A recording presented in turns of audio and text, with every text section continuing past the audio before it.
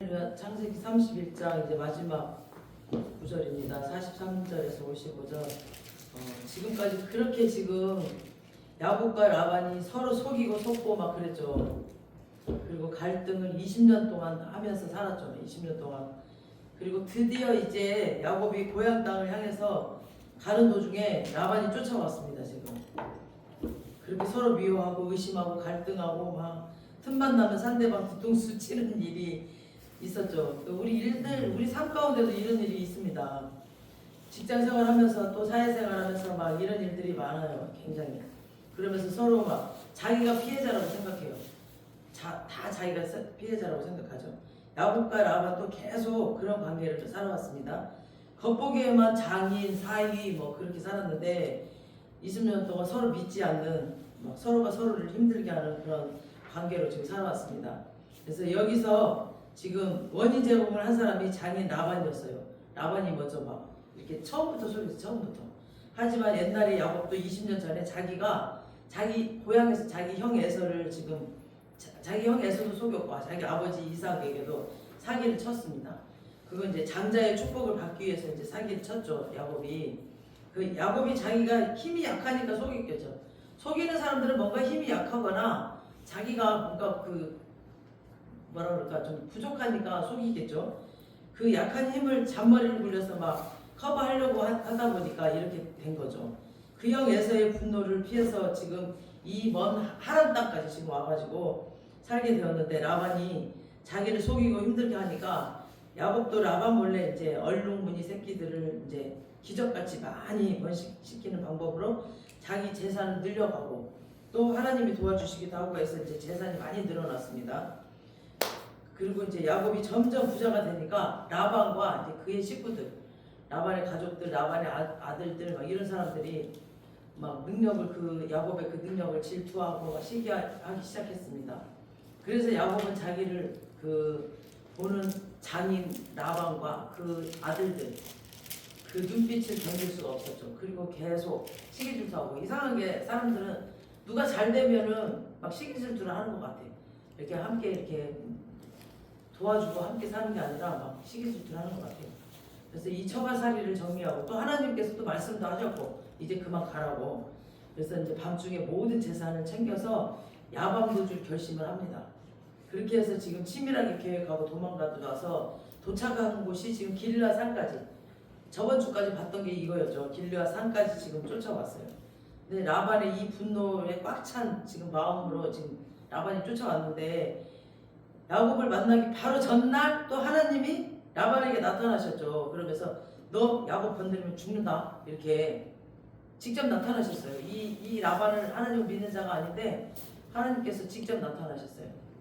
그래서 무서운 압박이 막 라반에게 딱 주어졌어요. 이 타이밍이 진짜 중요합니다. 하나님이 우리를 위해서 개입하시는 그 시간, 그 타이밍은 정말 놀랍습니다. 항상 우리 삶 가운데서도 보면은 어떻게 알았을까 하나님이. 그럴 정도로 하나님이 개입하는 그 시간이 진짜 그 타이밍이 놀라워요.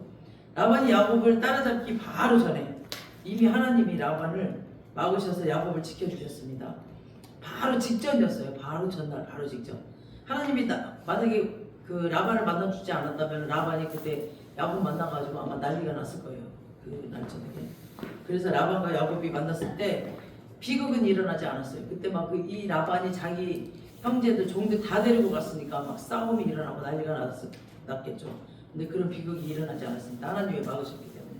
하나님께서는 이렇게 인간과 인간이 충돌하기 전에 기도하는 사람을 위해서 하나님은 이미 미리 사전에 이렇게 작업을 다 해놓으세요.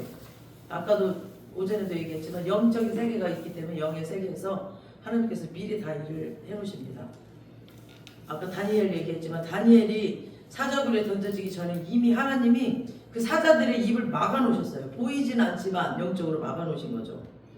그리고 라반이 지금 야곱을 해치기 전에 미리 지금 입마개를 해놓으신 거죠. 다 미리 전날 나타나셔서. 그러니까 하나님이 오늘날 우리에게 또 그렇게 하십니다. 우리가 그걸 믿으셔야 돼요. 우리가 기도하면은 우리가 누가 우리를 해치고자 하는 자들, 우리를 또 힘들게 하는 자들, 그 자들을 그냥 다 막아버려요. 하나님께서 절대. 그리고 하나님이 우리를 가라고 하신 길을 갈 때 때로는 전혀 생각지도 못한 일들이 일어나요. 막 예기치 않은 일들, 그리고 사고도 당할 수 있고 뭔가 생각지도 않은 일, 막 안 좋은 일들이 일어날 수도 있어요. 그런데 우리는 놀래지만 하나님은 놀래지 않으세요. 왜냐하면 우리에게는 예기치 못한 상황이지만 하나님은 계획을 하셨거든. 그런 모든 일들을. 그래서 이미 계획해놓으신 일이고, 오히려 우리는 막 기습하려는 그 적을 하나님이 먼저 그들에게 탁 기습을 해버리세요. 그래서 우리를 놀라게 하는 적을 하나님이 먼저 그들을 놀라게 해버리세요. 그 사나운 입에 입마개를 탁 물려놔버리세요, 하나님께서.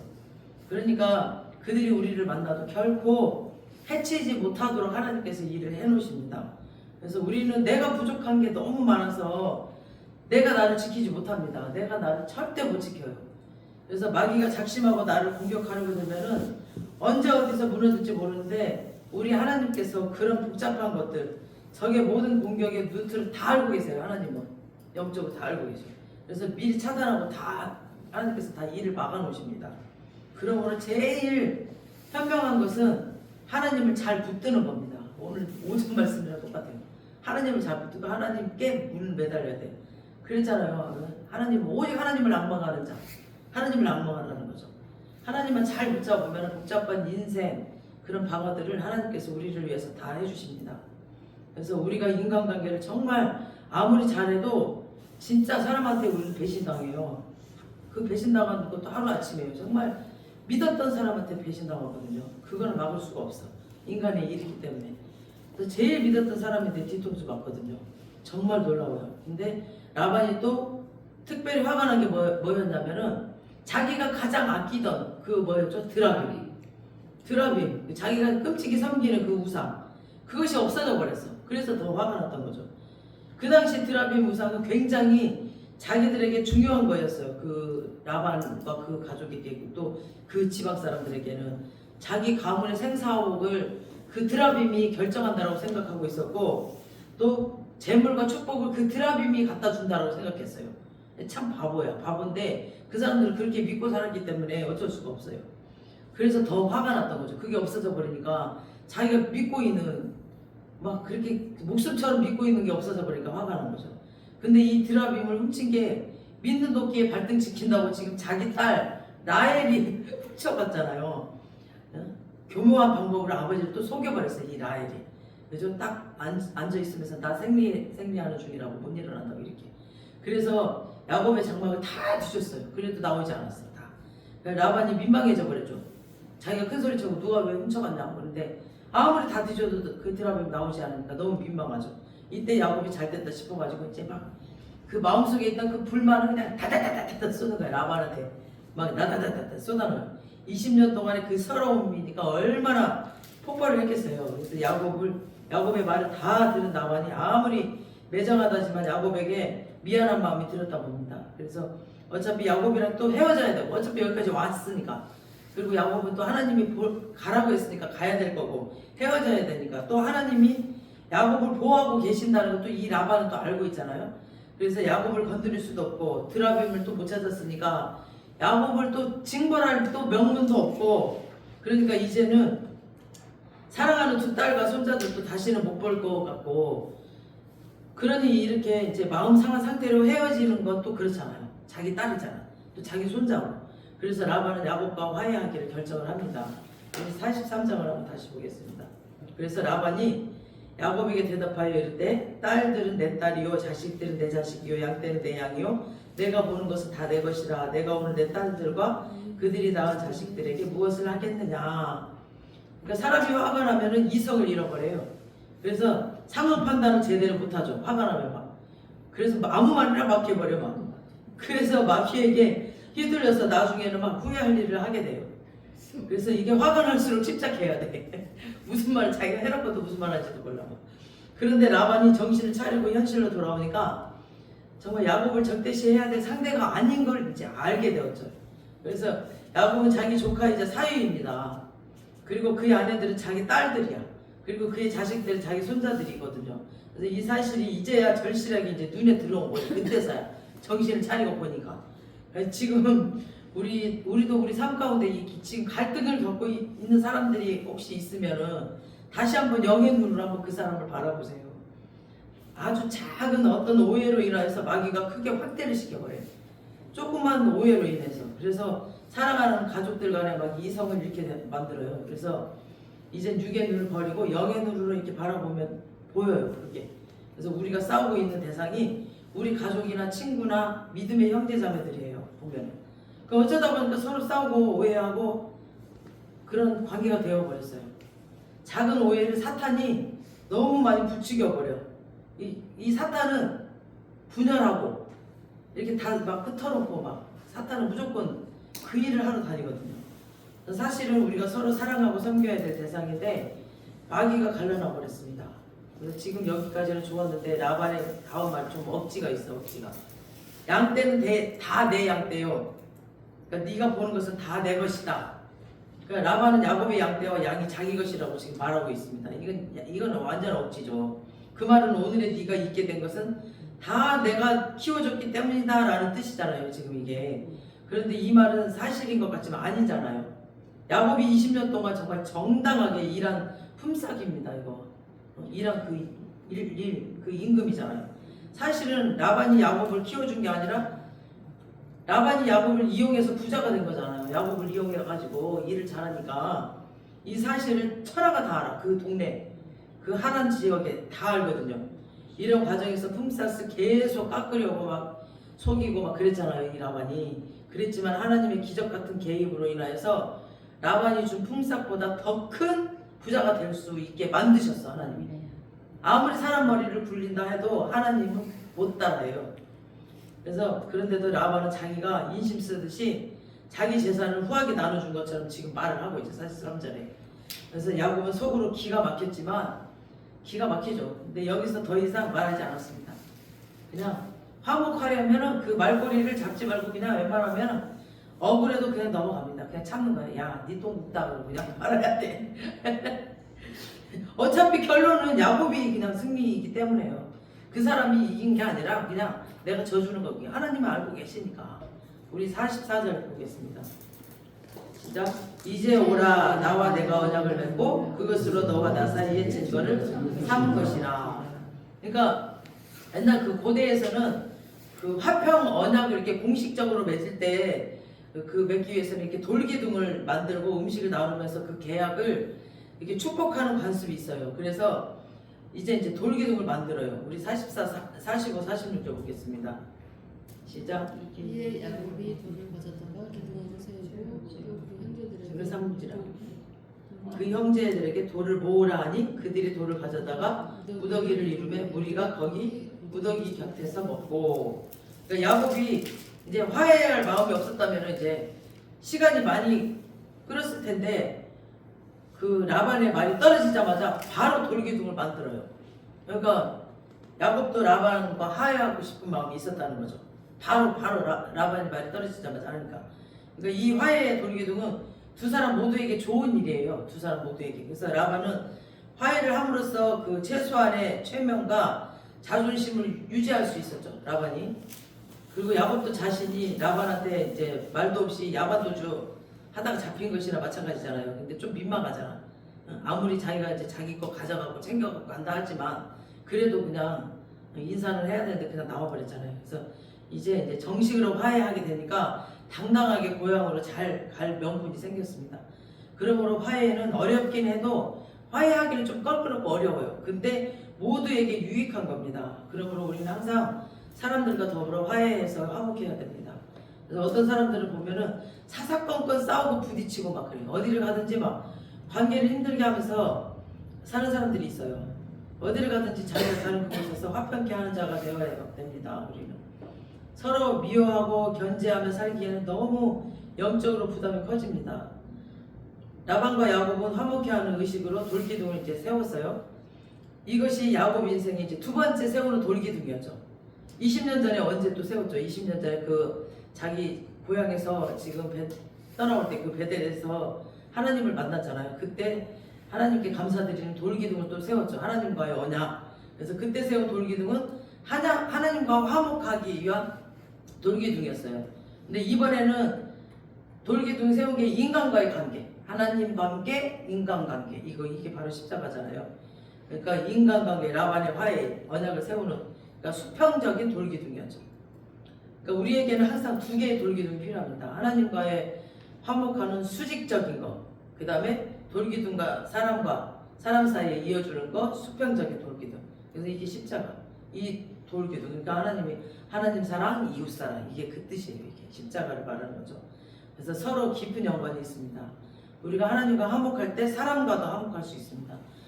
나와 하나님 관계가 틀어지면은 인간관계도 다 틀어져요. 그래서 나와 하나님 관계가 가장 중요합니다. 그래서 하나님과의 관계가 바로 서야 사람과의 관계도 바로 섭니다. 하나님께서는 사람과 사람과의 관계를 통해서 역사를 하시거든요. 사람들을 통해서 다 일을 하시고 역사하시잖아요. 오늘도 사람 관계가 좋으니까 사람들이 와서 다 이렇게 도와주고 채워주고 이렇게 하고 다 이렇게 복이 사람을 통해서 흘러가거든요. 근데 사람과 이렇게 딱 막히면 그 사람으로 와야 될 그 복이 막혀버려요. 이 사람에게 갖고 있는 이 복들이. 그래서 모든 사람과 화평하라고 하셨거든요, 말씀에. 그래서 라반 집에서 20년의 객지 생활을 야곱에게 할 때 야곱에게 좋은 일도 많았습니다. 결혼도 하고 그죠? 자식들도 많이 나왔고 재산도 많이 늘어났고 그랬지만 한편으로는 엄청난 정말 고통의 시간이었어요. 하루도 긴장을 풀 수가 없었습니다. 하나님의 은혜가 아니었다면 정말 삼촌 라반의 그 지독한 거짓말과 착취와 그런 견제를 견뎌내기 힘들었을 겁니다. 그 다음 아내가 또 둘이었지? 아내가 둘이었잖아요. 라헬과 레아. 또 그 아내들의 종들이 또 자기 아이를 다 낳았어. 얼마나 머리가 아팠겠어요. 와, 엄마가 또 다 달라. 응? 엄마가 넷이잖아요. 서로 막 눈치 보고 경쟁하고 엄청난 고통에서 살았습니다. 그 하나님의 은혜 아니면 야곱은 견딜 수 없었을 겁니다. 다 자기 자식이잖아요. 어쨌든 간에 그 종을 통해서 낳았다 해도.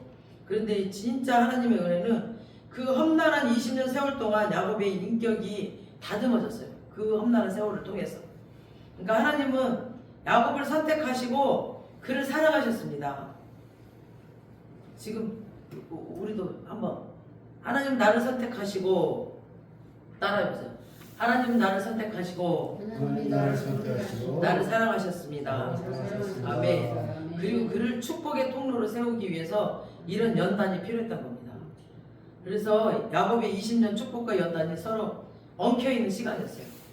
연단과 축복이 이렇게 엉켜있어요 지금.